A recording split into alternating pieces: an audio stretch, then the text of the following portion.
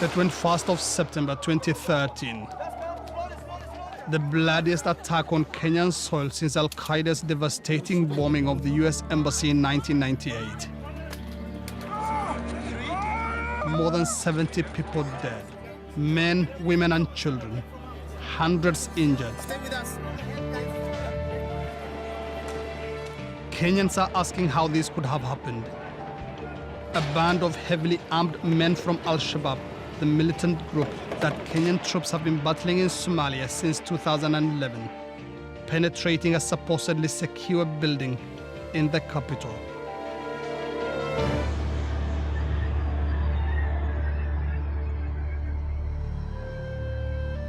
This attack did not come out of the blue. Since 2011, there have been more than 100 attacks in the country by al-Shabab and its sympathizers. Most have taken place far from the glare of the international media in my home province, Northeastern, which shares a long and notoriously porous border with Somalia. But instead of enlisting the help of the mainly ethnic Somali population, the Kenyan army and police have treated us as part of the problem. For us, this is nothing new. In Kenya, all tribes are meant to be equal, but the reality remains that some tribes are less equal than others.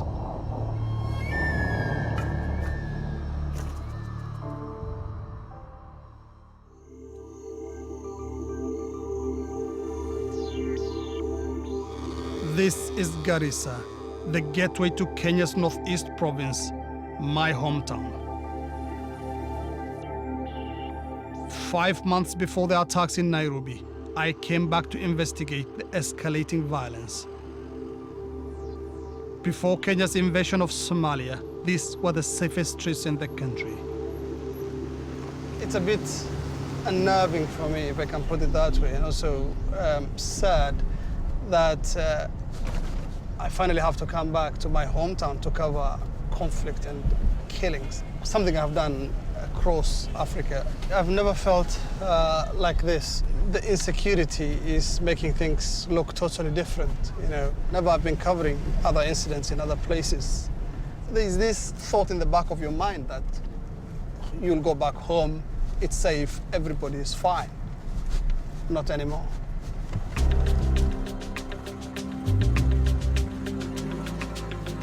Kenyans Somalis account for about 5% of the population, just one of 42 tribes that make up this country. For centuries, we lived as nomads in the semi-arid lands of the Northeast, keeping camels, goats, and cattle. My own father grew up the son of a camel herder and will bring me here to the market to meet my uncles and cousins when they came to town to trade. Since I was a boy, it has grown to be the largest in East Africa, a result of the 2-decade civil war across the border in Somalia, which made Garissa the safest and most convenient place to buy and sell. And it's still the best place to find out what is really going on. حالتك كورن السوق. حالته اسك في عنتي. هيه. سوق حوجة عبسي ما جت حوليارته أركسين وعبسي. هيه. وكا. ودك أبريش ما كنت جرا ذاك حوله كيل الهواء كل عبسي يدور ولا هذي. وحين ما أنا يملها. وأركز سوق وبناي وكوانجا. هيه. وكا. ياتكو إذا إنسان مرك حالة دنجرت. أنا دولة الندي. دولة النا صوماليا كشيء. al-Shabab بينوسوا سيدا الشباب أنا لبعثات. مرك دولة النا أسكال إد. علماء إذا أودرت صوماليا. The Kenyan government called the invasion Linda Inchi, Kiswahili for Protect the Nation, a response to cross-border raids by al-Shabab. But this part of the nation has not been protected. Since 2011, there have been more than 100 incidents of violence in the province. Garissa's small non-Somali population have all too often been the target. 3 days before I arrived, another attack occurred on a small street cafe in the center of town. The bullet holes still clearly visible. Last year, there was a grenade attack here. Some people died. Early this year, some 2 officers were shot in this area. You don't feel secure here? We feel very insecure. bearing in mind that the police station is just 300 meters away. Killing someone is becoming as easy as slaughtering a chicken. So you keep on counting your day. If you wake up tomorrow, just thank God. Before 2011, the worst Garissa hospital had to deal with was the occasional car crash. It's unsettling to find the place you were treated as a child turned into a trauma center. 9 people were shot dead that night and more than 20 injured, one of them fatally. Most of the victims were airlifted to Nairobi, leaving only 2 young boys just out of secondary school. Jackson Mutua was forced into the corner as the diners tried to escape. He was struck repeatedly, one bullet shattering the bone in his right leg. When I woke up now after being shot, I had to look at my leg first. And I saw blood everywhere on my trousers because of the people who had been shot. Some were injured, some were dead. In your heart, what do you feel about that attack? When you remember it, how do you feel? To me, actually, it's hurting. And those people, they are inhuman. Because I don't see the reason why you can just come and shoot and kill innocent people who are not guilty at all. If someone has got a problem, he has to address it to the people, or to the right people, not to us as innocent citizens. And we've done nothing to them. Chege's Cafe was popular with workers from other parts of Kenya, and because it served alcohol, was unlikely to contain Somalis who are almost exclusively Muslim.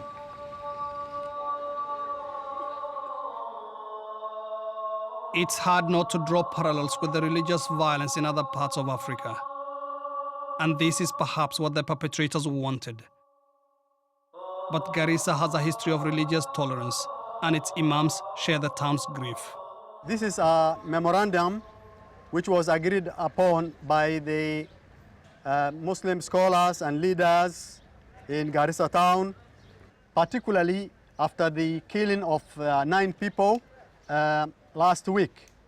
We are against what is going on, and we condemn with the strongest words possible. Our stand is that this is against the teachings of Islam, which says that killing of one innocent soul is equal to killing all the people on this earth. For the outsider, this offers a confusing picture. The herders and merchants, residents and imams all denounce the attacks, and yet no one comes forward to help the police. But to understand this paradox, you don't need to look too far. When attacks like this occur, the government floods the town with police. Not just local police from the province, but riot police from Nairobi.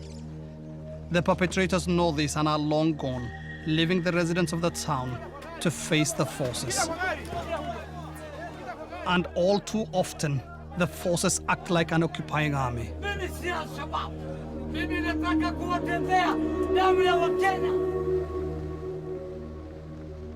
One of the things I loved about my hometown was the way it came alive in the cool of the evening. Now a curfew sends everyone home at dusk, leaving the streets empty and leading to unflattering comparisons with Somalia's notoriously dangerous capital. At night time, you'll see this town is just like Mogadishu. You will not, in fact, Mogadishu is better than Garissa as we're speaking now, because the town is deserted. At night time, you will not see policeman moving, you will not see civilian moving. In what ways has the insecurity, the killings, affected the people in town? 60% have no ID card. They have never been issued with ID card. You know the historical injustice of this place. And with the happening of these issues, now it has put the youth in a bad situation whereby they don't have ID card. If you don't have ID card, you are like an ally. Then it has led to so many youth being arrested. Some of them being taken that where we don't know up to now. Youth are finding themselves cornered in both sides. They have been here, they have been killed by al-Shabab sympathizers. Here they have been killed by government. The irony of a government that has failed to issue its own people with identity cards, then arresting them, is not lost on the population. nor is the real reason behind the roundups. Unable to prevent these killings or catch the perpetrators, the government falls back on a tried and tested formula for Northeast Province: collective punishment.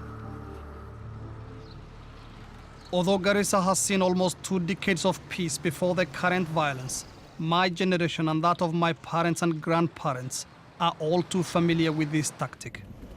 For me, the first taste of what it was to be a Kenyan Somali came in 1980, when I was only 5 years old.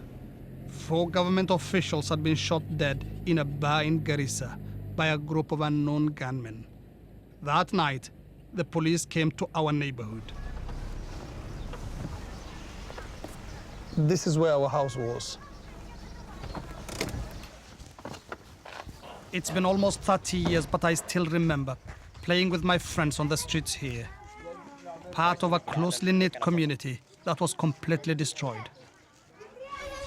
I remember during that night, we were forced asleep. It was around 10 o'clock at night.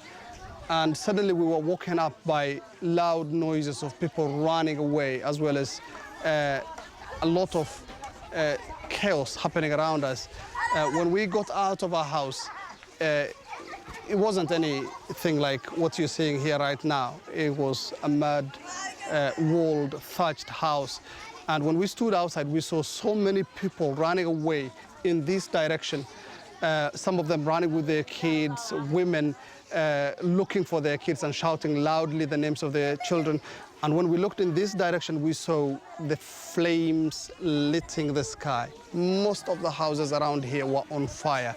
The policemen were not far away from us at that moment, and we could hear them shouting, the firing of the guns.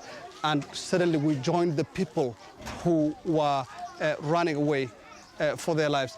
And then I remember on the other side of our house was a house that belonged to one of my dad's very good friends. And we heard that some of the soldiers were already in there. And moments later, as we were running away, we could hear him shouting as he was shot dead.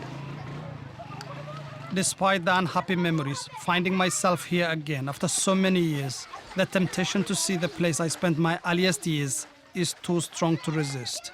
Assalamu alaikum. But in these times, no guest is welcome, and it takes a while to overcome the current owner's suspicion. It's a bit funny that I have to seek permission to see the spot where I was born.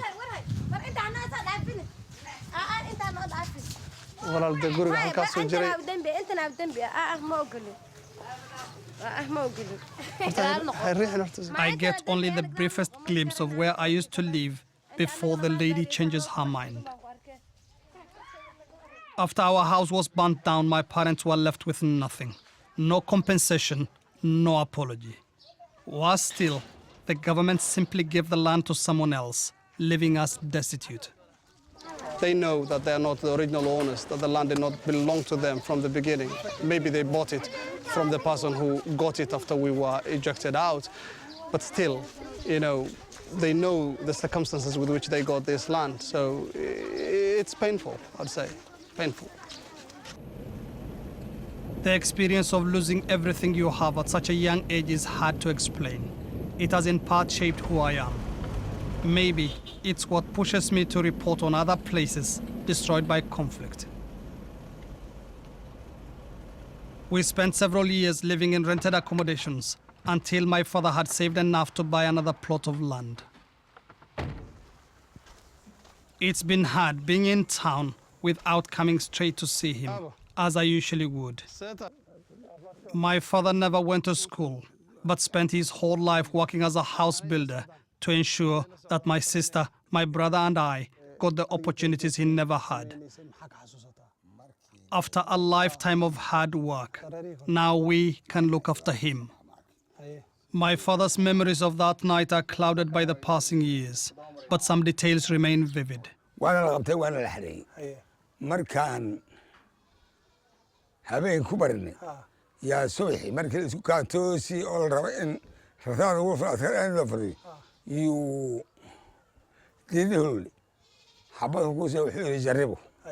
markaad soo tagtay oo guriga imaatay gurigu guban yahay ciyaalkii meel kuma ogid maxaad samaysay haddee maxaan samaynay markaan imaaday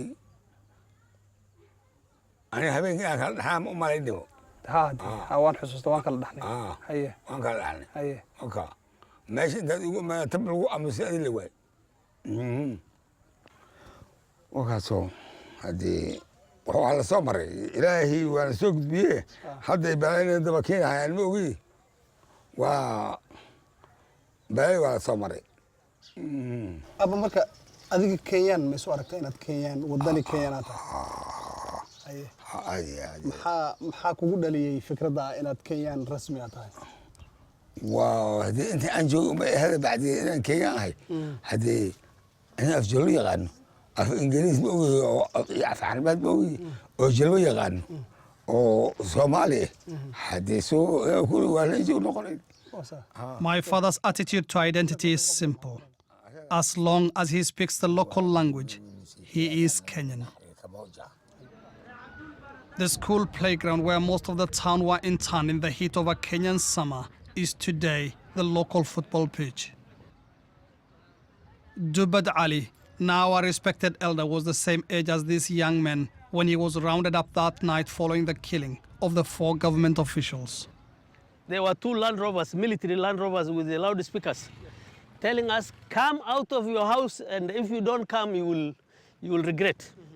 So everybody in Garissa came to this field. We were surrounded. We stayed in the sun up to midday. And then around 3 p.m., they said women can go to their homes. We thought they were kind, they were good people by releasing the woman. But it is one of the worst days of the history of this region, where almost every woman was raped. Almost every woman was raped. By the security forces? By the security forces, and particularly by the army and the police. So we spent the night here. We stayed until the following day, you know, and then I think we were released about something like near 3 p.m. when several people died. The British government did not subject the Mau Maus to what the Somalis have been subjected, both by Moi's government and Kenyatta's government. I still don't understand what would make the government want to punish an entire community, an entire town. You know, the government is not, that government was not our government. That government owed us no allegiances because we were not part of that government. We did not have ministers, we did not have senior civil servants in the government. So it was more or less like the Pretoria government claiming to represent the black people. Comparisons with apartheid South Africa and the British treatment of Kenya's Mau Mau independence fighters may seem far-fetched, but the level of violence used by the whites to maintain power in the last half of the 20th century pales into insignificance when compared to the violence used against my community. But the war between Kenyans Somalis and the Kenyan government, known disparagingly as the Shifter or Bandit War, has remained one of Africa's forgotten conflicts. The British had always ruled this area, which they called the Northern Frontier District, or NFD, with a very light hand. They saw the Somalis as good soldiers but bad subjects. As a Somali, if you wanted to cross the Tana River into Kenya, you needed to seek permission. The NFD was, to all intents and purposes, a separate country. When Kenya's independence was being negotiated in 1962, the British agreed, despite strong opposition from Kenyan leaders, that the NFD will get a chance to vote on whether to join Somalia or Kenya. The commission they sent established overwhelming support for joining Somalia. But the British were unwilling to split the country on the eve of independence, despite their promise to listen to the people. For Kenyans Somalis, this was a terrible betrayal. They refused to vote in the elections and could take no pleasure from the independence celebrations in faraway Nairobi. They were left with no choice but to take up arms, supported in part by the Somali Republic. The response of Kenya's President Jomo Kenyatta was uncompromising. He declared a state of emergency, and with the help of the same British military that suppressed the Mau Mau uprising, Kenya went to war against its own people. The tactics used by the military were to be the same: villagization, the mass internment of the rural population in concentration camps, detention without trial, and something even the British had never openly admitted, a shoot-to-kill policy. Thousands were to die, and the destruction of livestock forced many more into the towns, altering forever the way of life in Northeast Province. Dego Maalim Sambul was one of the leaders of NFD's independence struggle. As a leader, أنا مسؤول بنك أهي, because one hogami. لكن مسؤوليته وحسك على Kenyan government. Her Majesty government, دولة إنجليز. These two, because وحي ignorarian rabitaanka dadka. Ma isleedahay taladiinni haddii la qaadan lahaa mar hore la kala bixi lahaa. حتى هذا أناكو مركا أنا advocate جرين إن أنك جون أولكن. أن وافقين النظام في كينيا. نبكى إن بدي هذا سيدا حتى سيدا أبو أهان لها. وحجرة وإحنا كلا حجرة. مسكون درب من كرنو. حتى حدانا هالجن جلين. حبانا جلوس يبلين. مشكلة ده إن بدي هالك سيدا أبو تاعنا لهت. حالك وهو مركا إن dadkan oo dadkooda raaco ay Soomaali noqdaan dadkaasna loo rajeeyo haday wanaag heli karaan wanaagooda xasku maanan rabin inaan burburino Kenya gobonnimadeeda laguma jirin.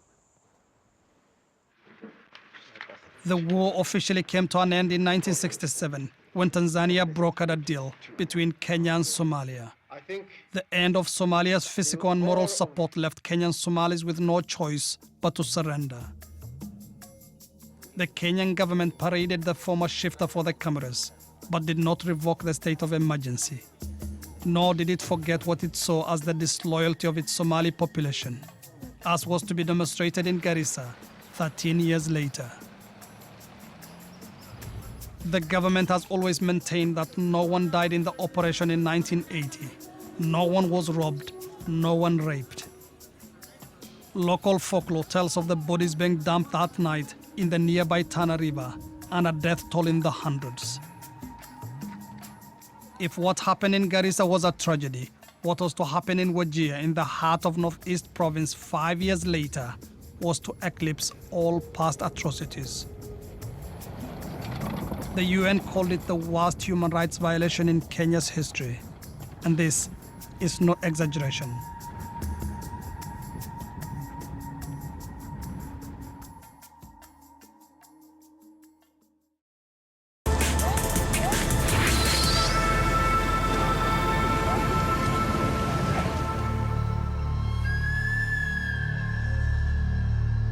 This is the road that links the two largest towns in Kenya's Northeast Province, Garissa and Wajir.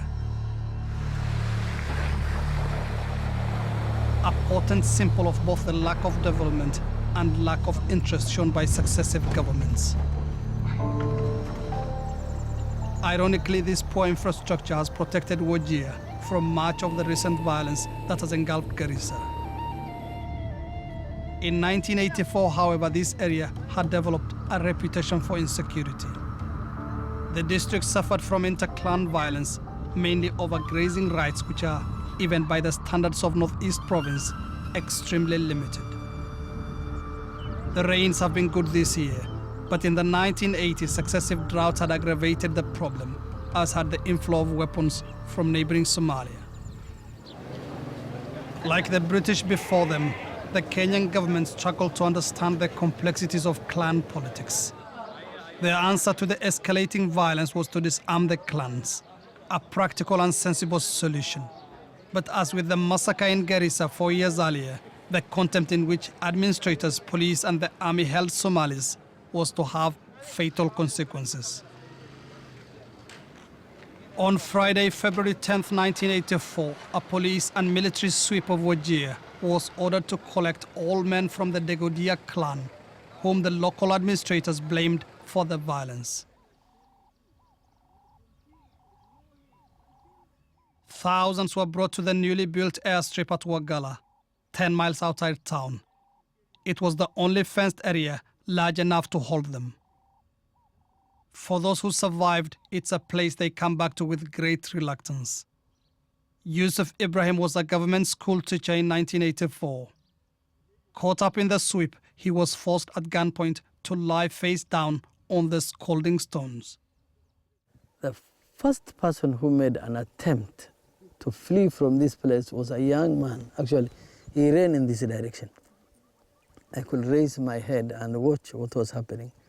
And then as he was almost about to get out of the fence, then he was shot down. And then I remember the officers who were then doing the torturing and the killing said that that is going to be meat for the hyena. The young man died just outside the fence. Before you were released, because you were a government official, what's the worst thing you saw here?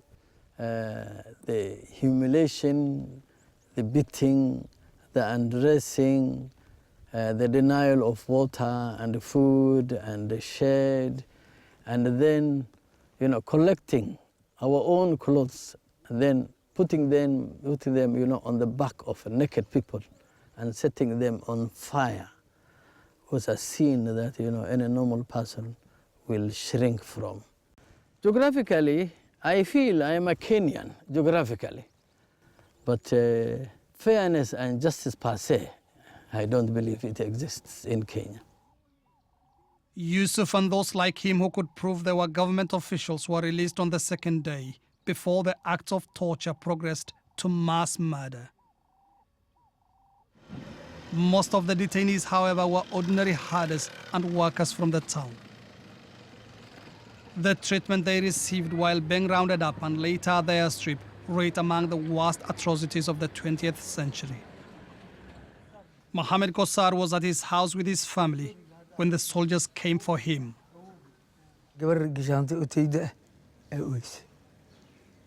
gabadhii u jiitay ku kala askari kale jiitay qooqadu oynaysay ana aqaan daawadaas bilcaantan oo lagu daray inta aan u jeeday gabadhaada xoog markii meesha lidin geeyay maxaa ugu horeeyay oo aad aragtay oo indhahaaga soo qabtay kulli waa dharlaan oo la saddex fadhiya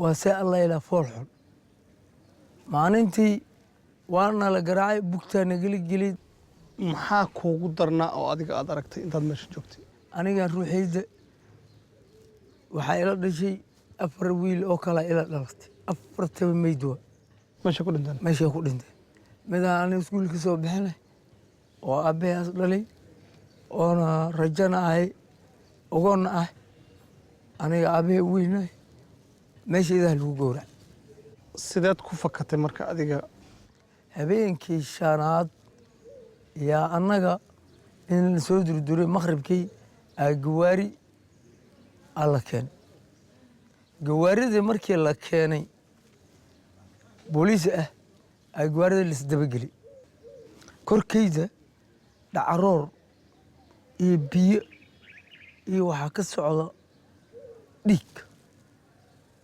korka haddaad fiirisa meel ii fiyow aniga markaan 15 mayl oo u jirta tarbaj yaa nugula daad markaan waddada ku soo dhacay mugaaburkooda waxaan ku joogsanaa qof madaxiis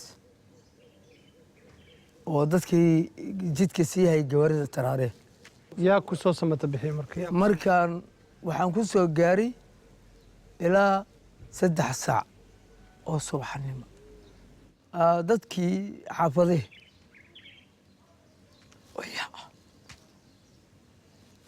anaga hor imaaday owraa naga hor imaaday dadki waa nagala carara ilaa dharlaanaan ahay gibilkaayna gibil la fiiran kara oo muslin as fiiran kara ma ah saas awadeed saa u soconaya markii 4 maylka aan soo yara dhaafay aan naaga u malaynaa shahwada biyo weelal wato dadka raadina annaga hore maa. Thousands were tortured and killed. Yet, Wajir's isolation allowed for a complete media blackout. When details did finally come out a month later, the government made the blunt assertion that 57 men had been killed during an operation to disarm the clans. No one can put an exact number on the dead. Certainly hundreds died, possibly more than 1,000. But the army was brutally efficient at dispersing the bodies. Only a handful of photos made it out of Wajir. Silent testimony to the atrocities committed. The police and government officials will still not talk. To get answers to what happened in Northeast Province both then and now, I have to go to the capital, Nairobi. Residents of my province still refer to it as going to Kenya. Nairobi is a melting pot where every one of Kenya's 42 tribes rub shoulders in what is meant to be equality.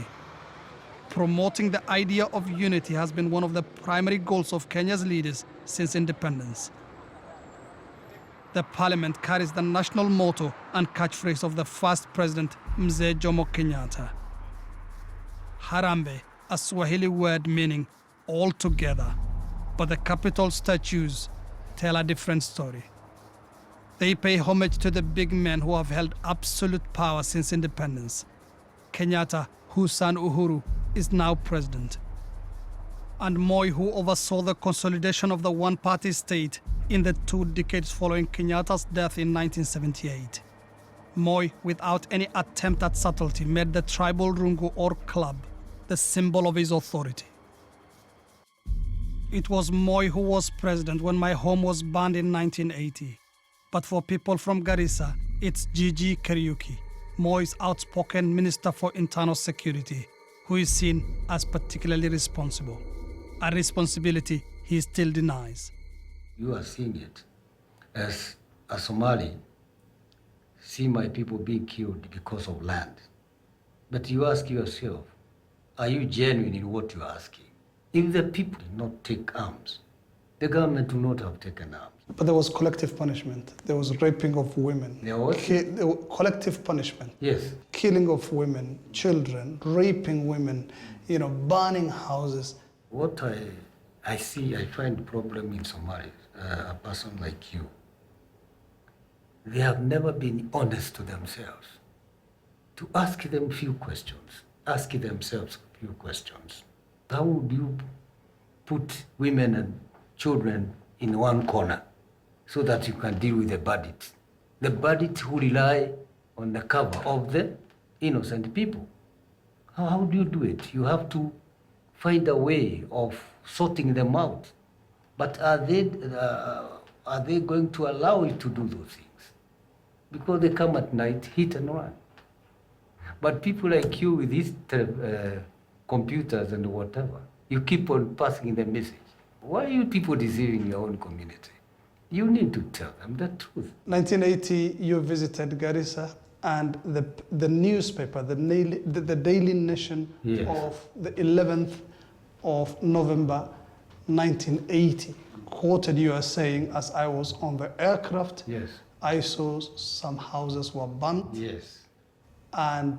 But our forces must be commended for showing restraint. Because the forces' answer was that the fire was lit by the bandits as they were running away. And that is also a tactic that is used by non-conventional fighters. I was a victim of the Garissa massacre. Yes. And I remember that night not seeing any bandits, but soldiers, government soldiers, putting our house, my home, on fire and killing our neighbors. You're killing what? How many people died? Many, many people died. Yeah, both at where they were interned and also during the night. People have been feeding your people with. So many people died. But when you asked, can you account for them? But what we know is that the bodies were dropped in the Tana River. understand. I would have known. Take it from me. Are you saying no one died in Garissa No, that night? quite a number of people died, but not the figure you people talk about. I've always wanted to meet Gigi Kariuki and ask him exactly what happened on that fateful night. Speaking to him, hearing what he had to say, his continued defense up to today, I think he's just continuing on with the government cover-up. And I don't believe much of what he said. I don't. What makes these attitudes harder to accept now is that Kenya is meant to have changed. In 2007, the bloody violence following the contested election results graphically illustrated the deep-seated tribal rivalries in this country. When the dust had settled and a compromised government of national unity was put in place, an attempt was made to finally confront the political violence of Kenya's past. Integral to this process was the Truth, Justice and Reconciliation Commission, based on the South African model. For the victims of the Shifter War and the massacres in Garissa and Wajir, it was the first official recognition of their suffering. Mohammed Elmi is now a politician. In 1984, he was one of those who came to the assistance of the men who escaped the massacre in Wajir. What I saw and what has remained very distinctly in my mind today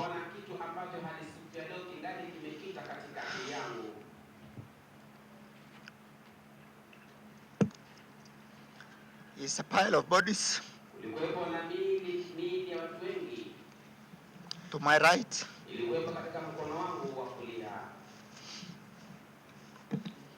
and two naked people carrying yet another body to put on the pile.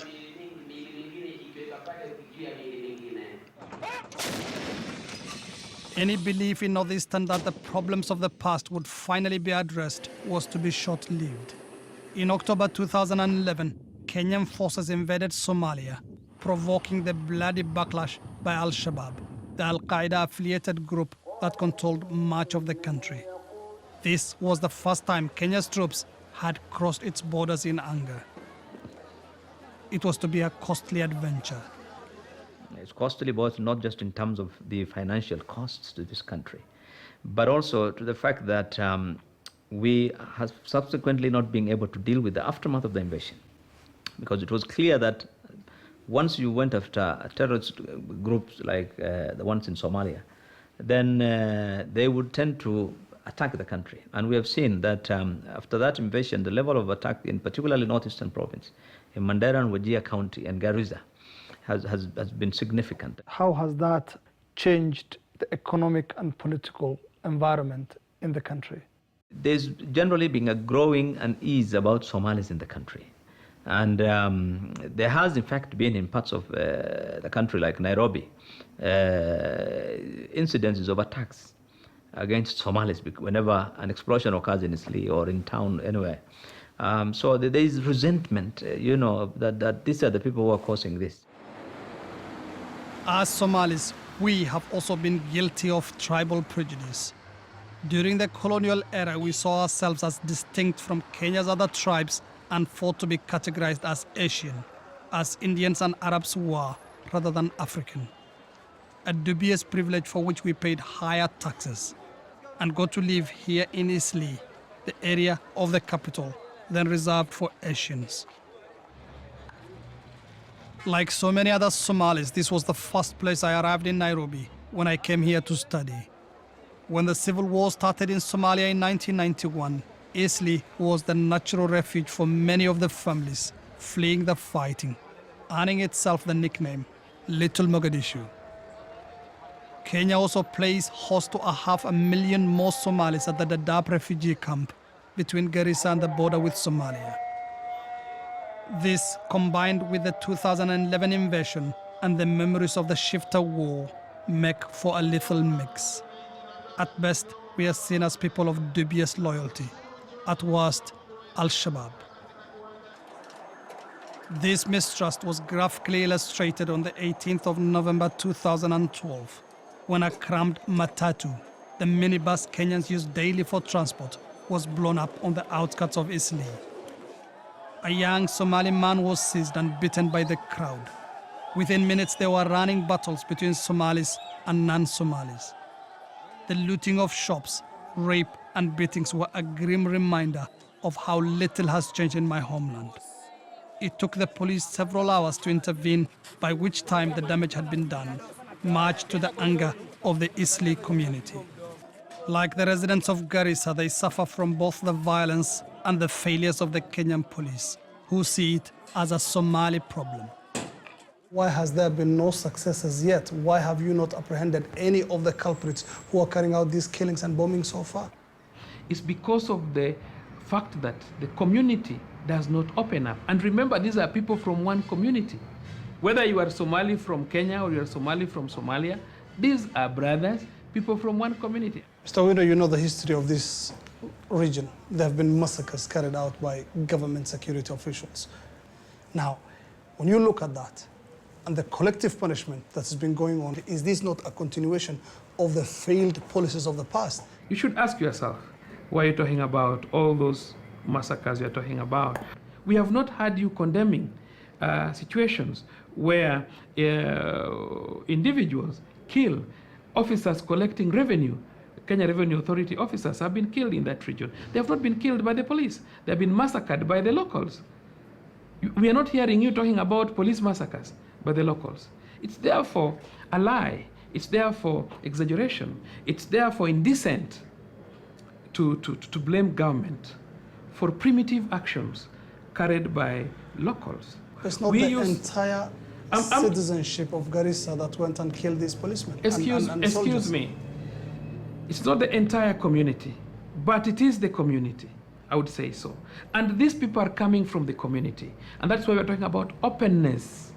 Nobody is even condemning the Somali community holistically. For your information. You just did. No. It's important to be attentive. I said it is members of the society. As an officer of the service and as an officer of the law, it is my responsibility to protect the people of Garissa.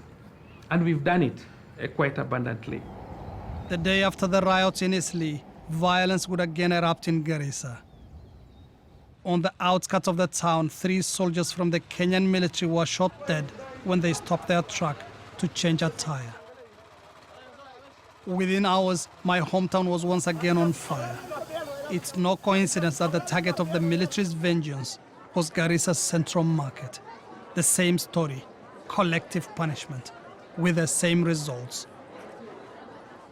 5 months later, the market's roof at least is back on. This is the entrance to the market. It's called the dark market. It's where thousands of residents of Garissa usually come to find their livelihood. The traders have received no compensation and the bitterness runs deep. The market was completely burnt down and people were punished. Even some of them were killed that day. Now, after all this has happened to you, do you still feel that you are Kenyan? I'm Kenyan. Nobody can change me from that. I'm Kenyan. But a bad employed armed forces have created all that. Not even sorry. There's nobody came and said sorry what happened to us. This woman lost everything she had in the fire, and she's saying now she doesn't have any more. She was selling household items at the stall where she was, and in total she lost about 800,000, which is about $10,000. Now she says she sleeps hungry most of the time. The following day, the anger and frustration of the population towards the police and the military erupted. Abdullahi Barre, a close friend of mine since childhood, and a government official, tried to calm the protesters and was shot when the military fired into the crowd. He was 33 years old. He leaves his mother, already herself a widow, to look after his 4 orphan children. rafada al waqaf egu marahayo ya rasaastan la kulmay hadduu la kulmay meeshii dadkii oo kala didib waa lagu istaago askartii muddo gacmaha inuu taago biliis dadka layna shicibka dhuminana warsaas joojiye isaga unbaa lagu qabtay baas ay ugu xireen ana gurigaygan iska joogaa telefoon ii soo dhacay asagoo iga taga asagoo nabad salaad iga soo dhacay telefoonka ii soo dhacay ma istaagin ay orodkan kabtan ka bilaabo asagoo sariirtaba la saaraan taga meesha dhowrto farta dil maalin habeen un buu noolaa maalinta ay ku dhacday habeenkeedii maalintii dambe 8 saacna uu galay ilaa hadda wax baaritaan lagu sameeyey cid maxkamad loo soo taagay dilkiis ma jirtaa maya wax maxkamad hadda loo soo taagay ma leh maxaa ugu daran oo mataqaanaa aad ku xasuusataa oo wixii aan soo xasuusan ani wax aan hadda tilmaami karana ma aha xanuun saa'id hal ana sheekadiisaasaan ku gadoomayaa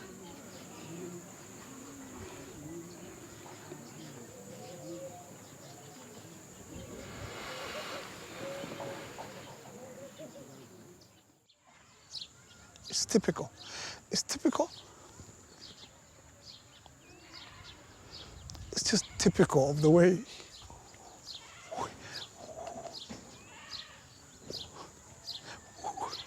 we are treated.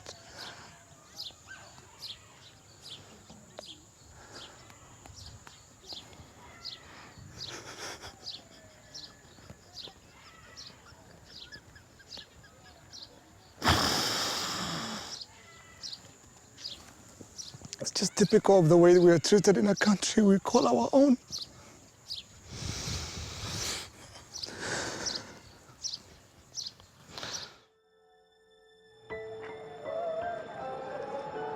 Five months later, I found myself reporting on the Westgate attack in Nairobi. More lives torn apart by violence. As a Kenyan, I watched these scenes with horror. As a Kenyan Somali, I feared the backlash. President Uhuru Kenyatta has sought to reassure us that the country is united and tolerant. As one national family, we recognize with one mind the distinction between terrorism and Islam. I hope this is true. I hope that some good can come from this terrible tragedy and we can finally move on from the mutual suspicion and mistrust of the shifter war years. I hope that 50 years on, the dream of independence can finally be realized. One nation where we are all Kenyan.